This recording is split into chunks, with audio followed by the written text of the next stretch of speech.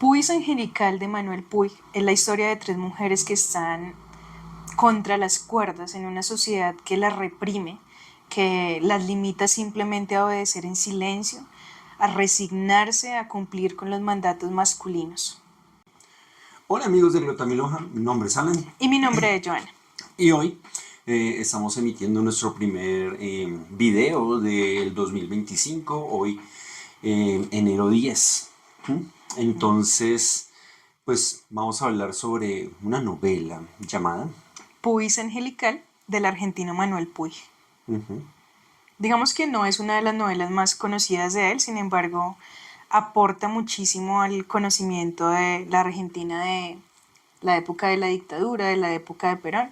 Entonces, para ubicarnos un poquito en el contexto histórico de la novela, ¿qué nos puedes decir al respecto? Bueno, Puis Angelical se publica en el 79, en 1979, y sí, se publica en Argentina, pero no la distribuyen, porque por la dictadura militar. Ustedes dirán, ¿qué dictadura militar? Pues resulta y pasa que entre 1976 y 1983 tenemos una dictadura militar que se pone otro nombre a ella misma, que suena más bonito, no suena tan dictadura, que es Proceso de Reorganización Nacional.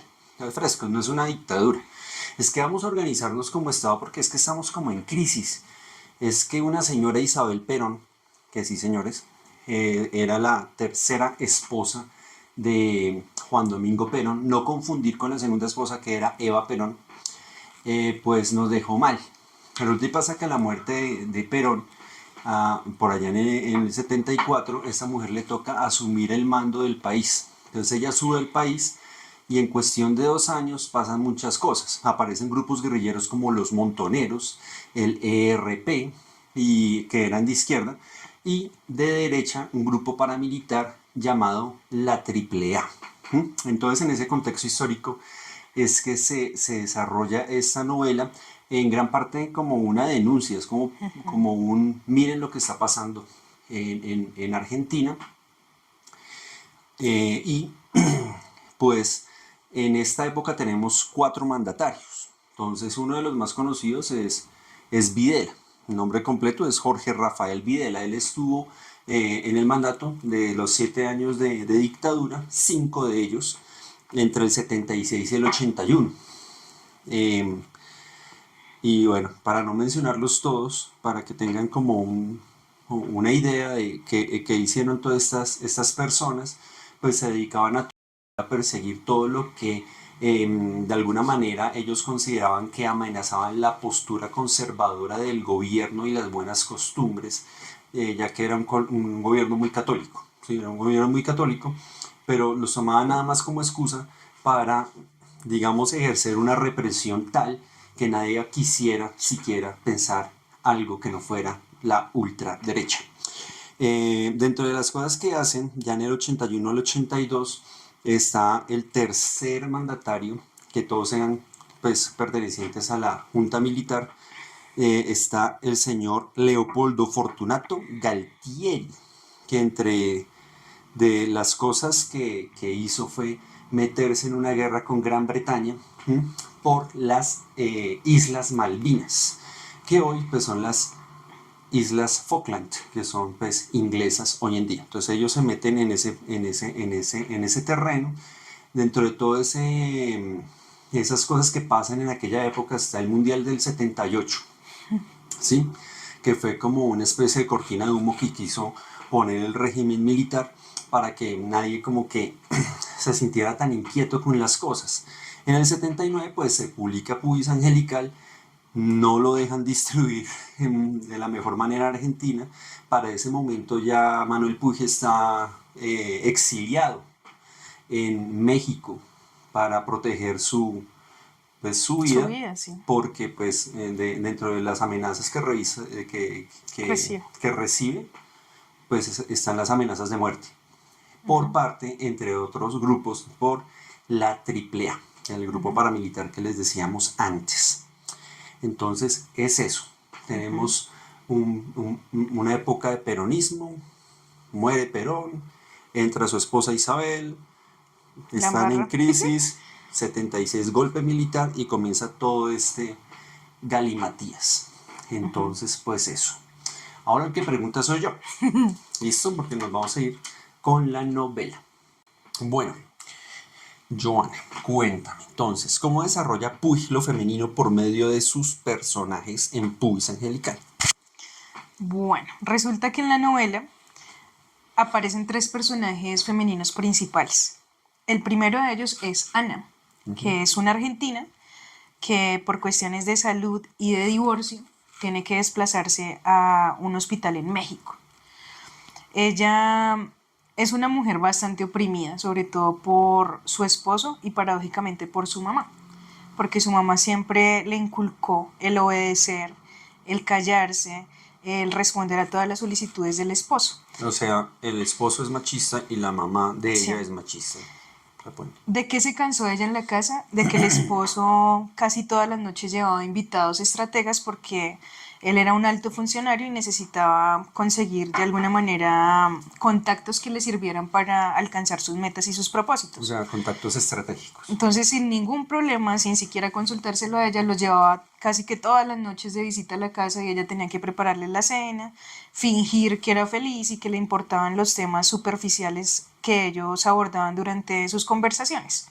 Ella se aburre de todo eso. De asentir en silencio y ser la ama de, Sí. ni siquiera ama de casa, sino ama de llaves de él, como si fuera una especie de empleada Y no pese a que tienen remunerada. una hija pequeña, en algún punto ella decide que lo mejor es separarse de este hombre que sí la satisface en la cama por las noches. Ella lo ve como una especie de pago por todo el sacrificio que hace durante las demás horas del día, pero que definitivamente no la tiene feliz, no la contenta de ninguna manera, no la hace sentirse creciendo ni superándose en ningún momento. Y eso genera en este hombre una reacción horrible porque se vale de sus contactos para hacerle la vida imposible, para dejarla sin una posibilidad laboral, para inclusive hacer que diversos grupos militares como que vayan a la casa de su mamá y hagan una pesquisa con unas excusas ahí todas rebuscadas. Entonces ella finalmente tiene que irse del país y se va para México. Y en ese contexto que ya les explicamos antes, pues a los nenes militares pues no se les puede decir nada, ni cinco, eso sería delito. Entonces, sabemos de ella, de sus pensamientos, de sus múltiples cuestionamientos, tanto por las conversaciones que sostiene con su amiga Beatriz en ese hospital, y por las conversaciones que sostiene con su amigo Poxy, que es un izquierdista del que de pronto más adelante vamos a hablar, como por un diario que está escribiendo en algún momento mientras está internada en ese hospital. Sí, de Potsy me habías dicho que al principio aparece en la novela como trotskista y luego se vuelve peronista, ¿no? Sí, y ella se burla de él porque dice, bueno, ¿cómo pasa de un extremo al otro? Se pinta de socialista porque él ayuda a presos políticos, pero a la vez como que está ahí envuelto en ciertos movimientos de corrupción, de violencia también bastante descarada. No, y además que también dentro de lo que habíamos indagado por aquí, era que el peronismo también tuvo unas divisiones fuertes dentro de sí mismo. O sea, no solamente fue porque muriera Perón y subiera Isabel, sino que además de eso, y es algo que se ve en la novela, pues hay unas divisiones donde hay un peronismo, en algún momento hay un peronismo de derecha y otro de izquierda.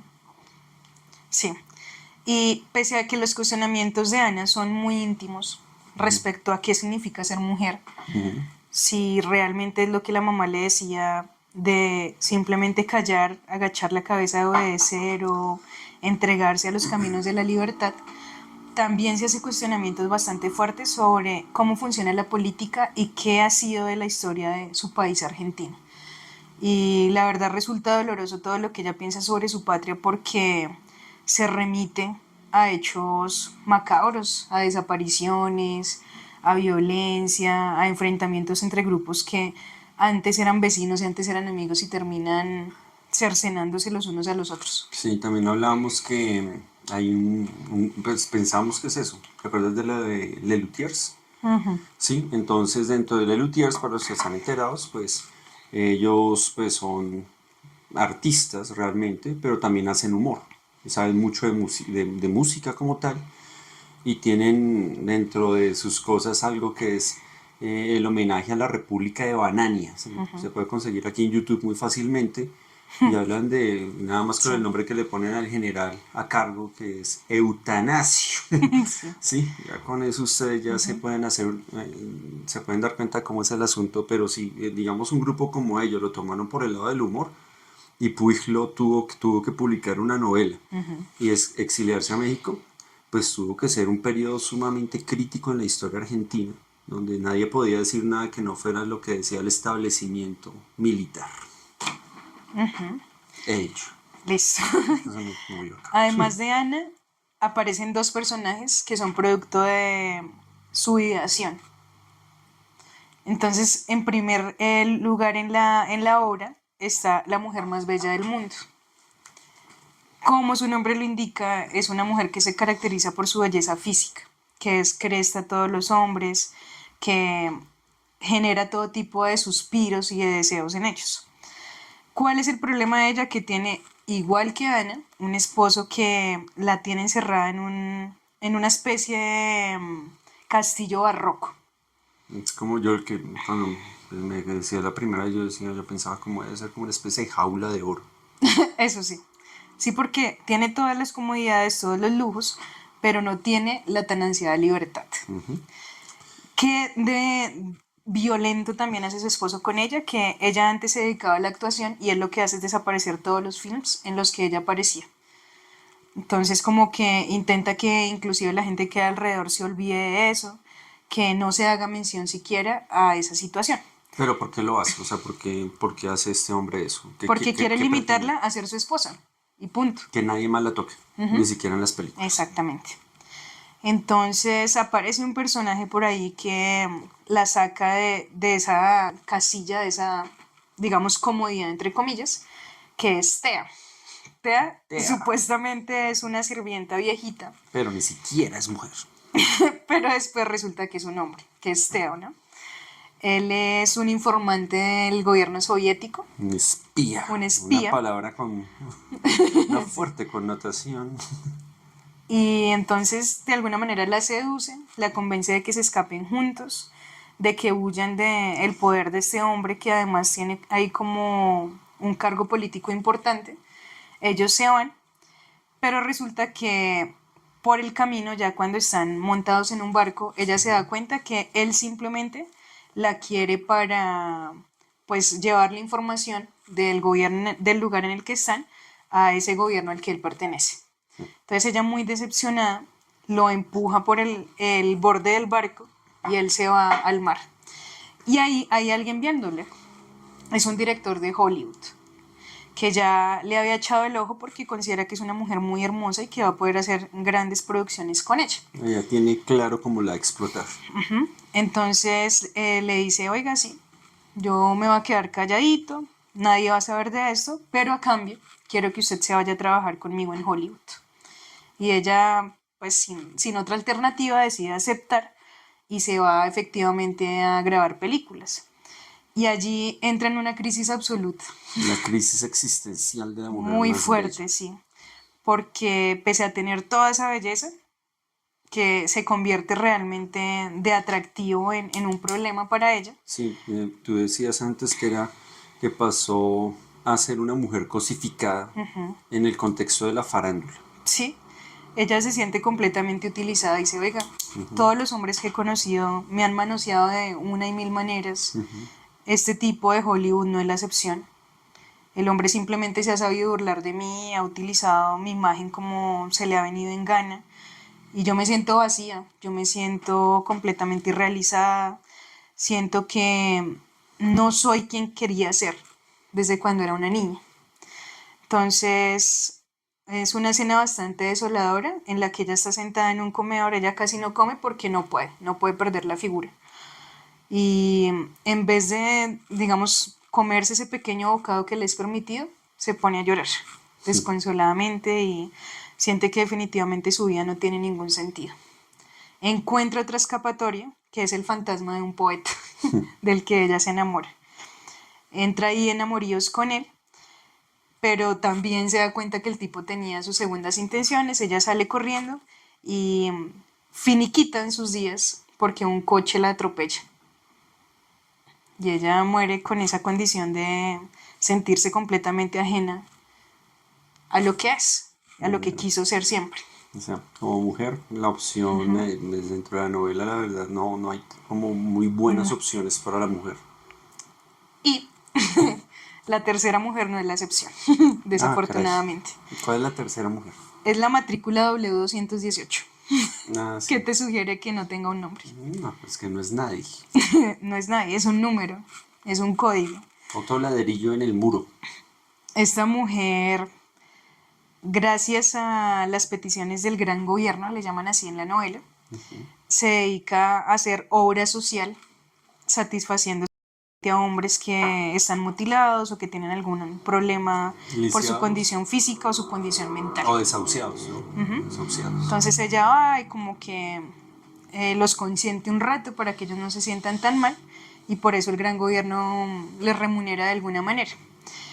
Se me hizo un rasgo similar a novelas futuristas como 1984 o Un Mundo Feliz, porque todo lo que a ella le pasa lo escribe en una computadora. Entonces todos los hechos están enumerados, simplemente los separa aún más. Sí, hay una tecnificación. Y como resultado de esa sumatoria de hechos del día, la computadora le arroja una respuesta de lo que debe hacer más adelante. Ella obedece, es muy juiciosa con su labor, hasta que aparece en su vida un hombre que la descresta. Bueno, con todo este tema tecnológico, tener en cuenta, por favor, no perder de vista que esto fue publicado en el 79, por tanto fue planeado años anteriores a eso, o sea que no tenían, digamos, pleno conocimiento ni siquiera de lo que era en esa época lo que usamos hoy en día, smartphones o inteligencia artificial o lo que sea.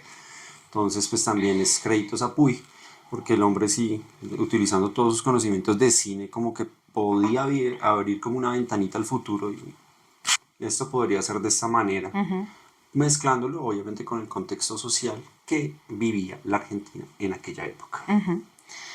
Entonces, ¿qué es lo que sucede? Que aparece este hombre, que no tiene un nombre tampoco, sino que es el agente LKJS. LKJS. Esa palabra me encanta, espía. Otro espía, sí. Entonces ella se deja descrestar porque él resulta siendo su paisano, tienen muchas cosas en común, es muy caballeroso y ella decide desobedecer a la máquina. Sí, pero él es como malo. Tú me habías hablado algo de leer mentes, ¿no? Sí, ella es la que lee el pensamiento. Y se lo lee a él, ¿no? Entonces, cuando ellos intiman, porque ella en serio está descrestada y se podría decir que enamorada de este hombre, ella puede leer el pensamiento de él y se da cuenta que el tipo... Y si su pareja le pudiera leer el pensamiento. Se da cuenta que el tipo no tiene las mejores intenciones con ella, sino que simplemente quiere sacarle información, quiere saber cómo es que funciona ella, tiene en su mente el rumor de que ella en alguna edad, a los 30 años más específicamente, va a poder leer el pensamiento. Y quiere saber cómo es que sucede eso, de qué manera opera su cerebro para que eso sea posible. Y también, pues él quiere de alguna manera seguir el legado del ejército de machos. Ah, no. Ese en el ritual de los que, machos, la verdad, no. en el que él creció. Y pues sí, la verdad el ritual de los machos sí se los dejamos para cuando lean la novela. Sí, porque si no nos censuran acá en YouTube. Sí, Eso, ¿no? es un asunto muy explícito Demasiado. y también muy, pues a mí me pareció asquiento, la verdad. Que hay como... Y este ejército de machos lo que pretende es no dejarse dominar de las hembras. Y para eso debilitarlas, humillarlas, silenciarlas, mantenerlas ahí atadas para que ellas no lleguen a gobernar la sociedad. Que porque son muy sensibles, son muy de sentimientos, muy de vísceras y no lo van a hacer bien. Listo. Entonces, al ella darse cuenta de eso, lo apuñala.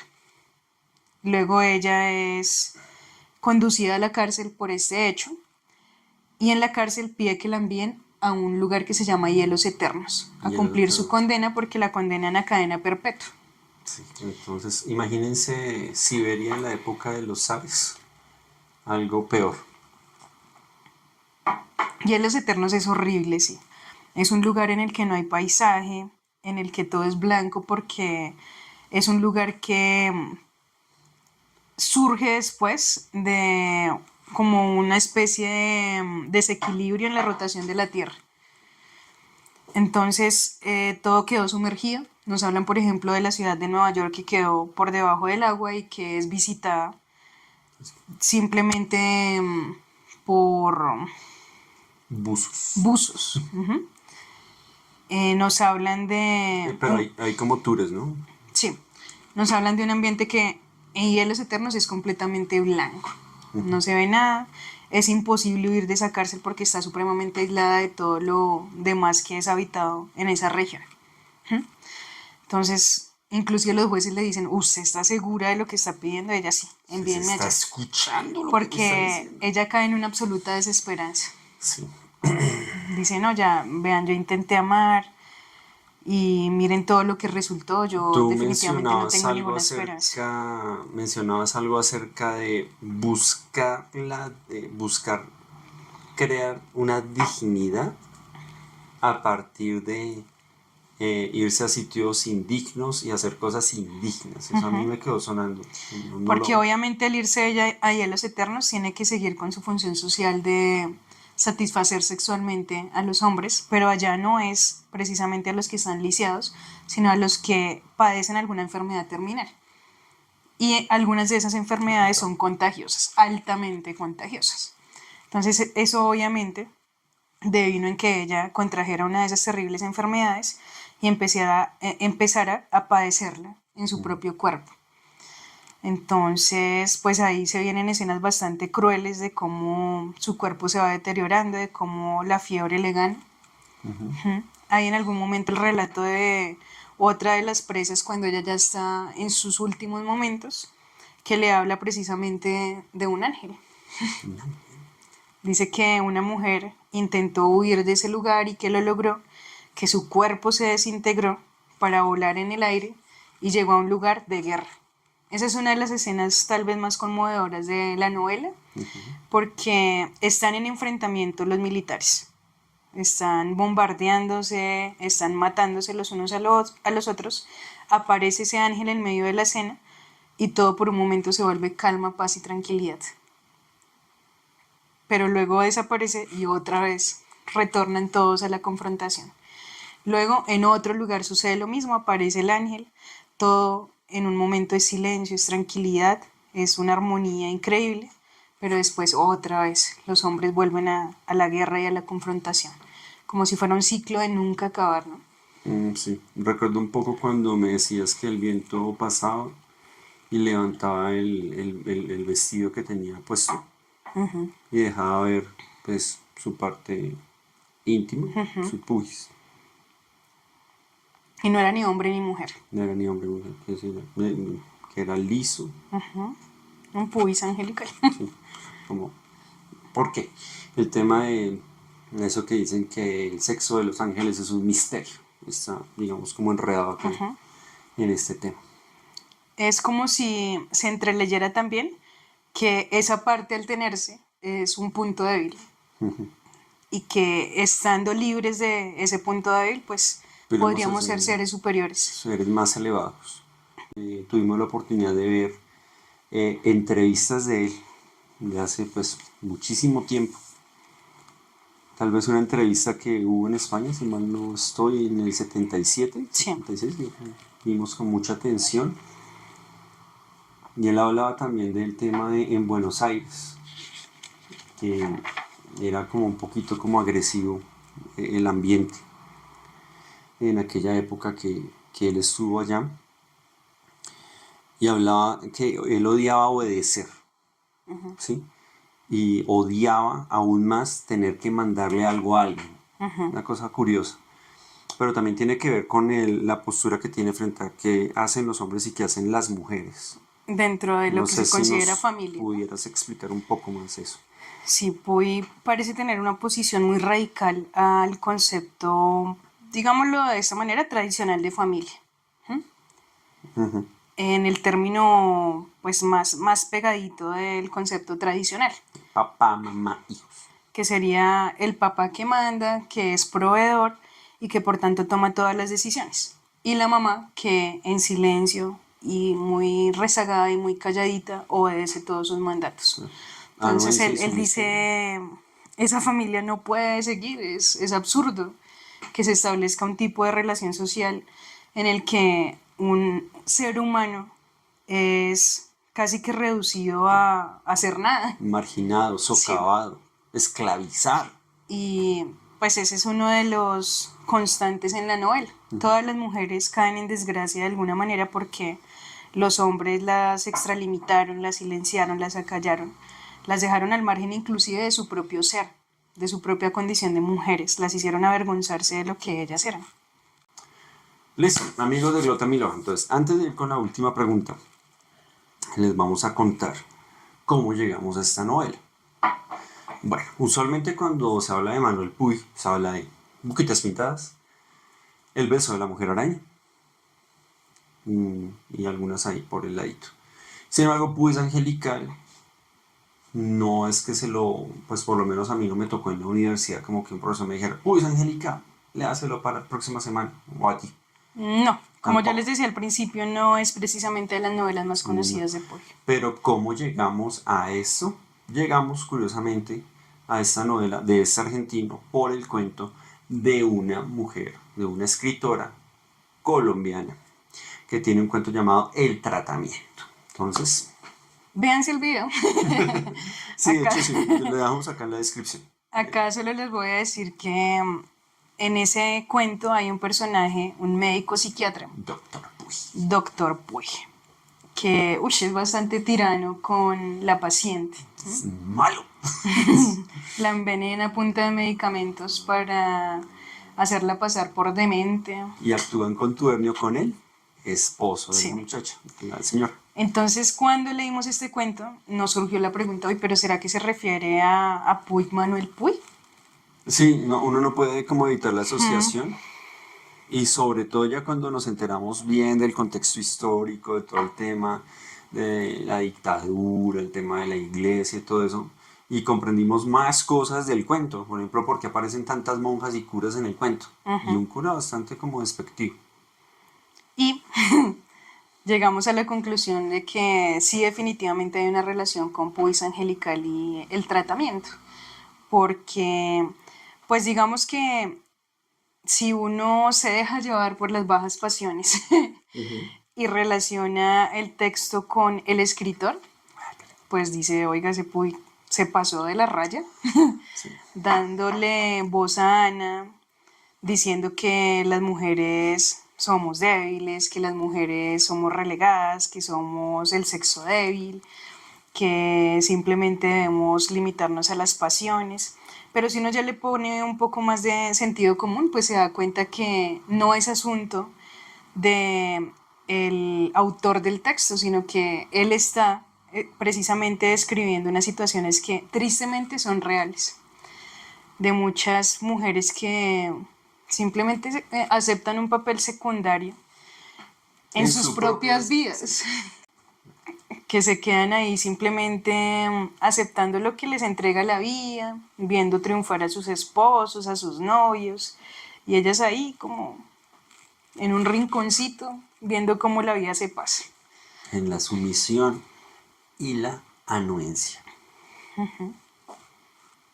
Ahora sí la tercera pregunta. Me fui. Entonces, ¿qué secuelas deja una época de dictadura en la sociedad? ¿Y cómo plantea Puig este tema en su novela? Bueno, ya dijimos que el relato fundamental está en voz de Ana. Y Ana nos da a conocer algunas de las consecuencias de esos gobiernos totalitarios, absolutistas, que acallan voces y que silencian todo tipo de creación artística. En nombre de una superioridad moral que no sabemos de dónde se la traen. Foxy, por ejemplo, el amigo de Ana, qué pena hacerles el spoiler, él termina muerto a manos del ejército, porque consideran que es demasiado izquierdista para estar vivo y que eso de andar ayudando por esos políticos como que no huele muy bien. Una cosita acá. Tú dices, era demasiado izquierdista, ¿sí? Entonces tocaba como... Hasta ahí llega el amigo. Aclaramos, dentro del contexto histórico, la dictadura militar hubo momentos donde veían que había un poquito de donde, digamos, tirar el hilo, como traer a la gente, pues digamos que les respetaban la vida de alguna manera, pero solo si se dejaban cooptar por ellos y hacían lo que ellos decían. Y a eso se aproximaba el tema del peronismo de derecha. Continúa. Por favor, obviamente.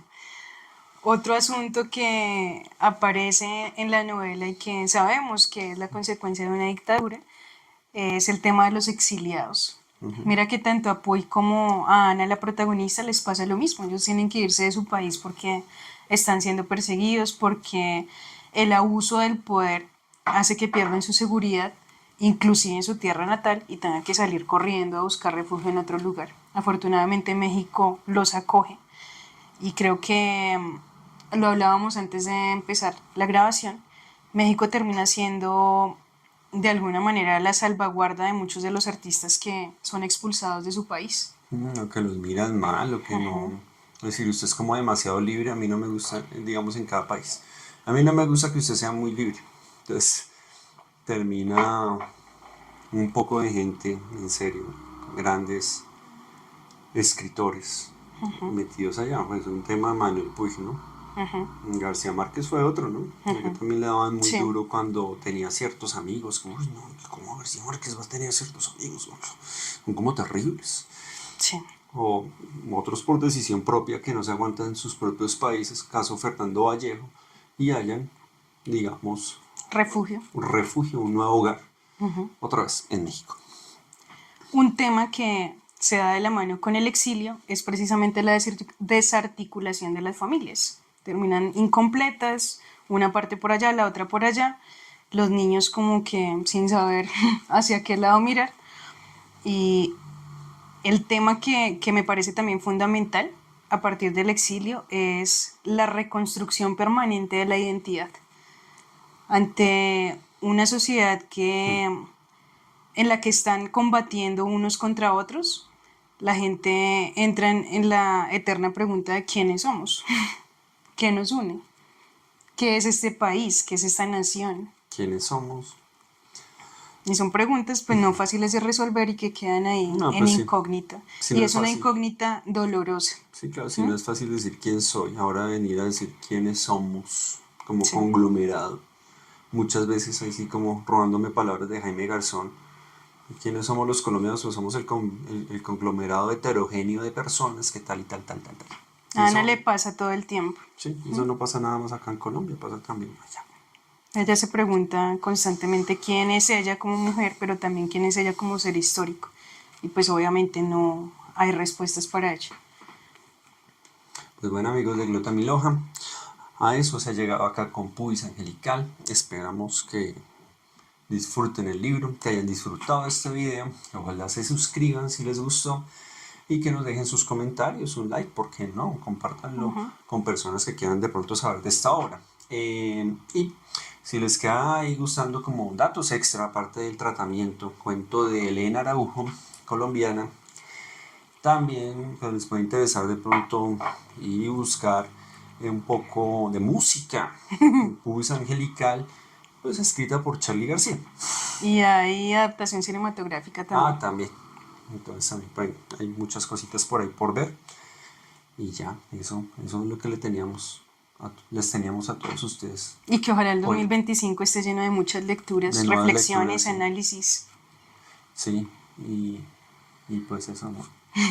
Hasta luego. Gracias. Chao.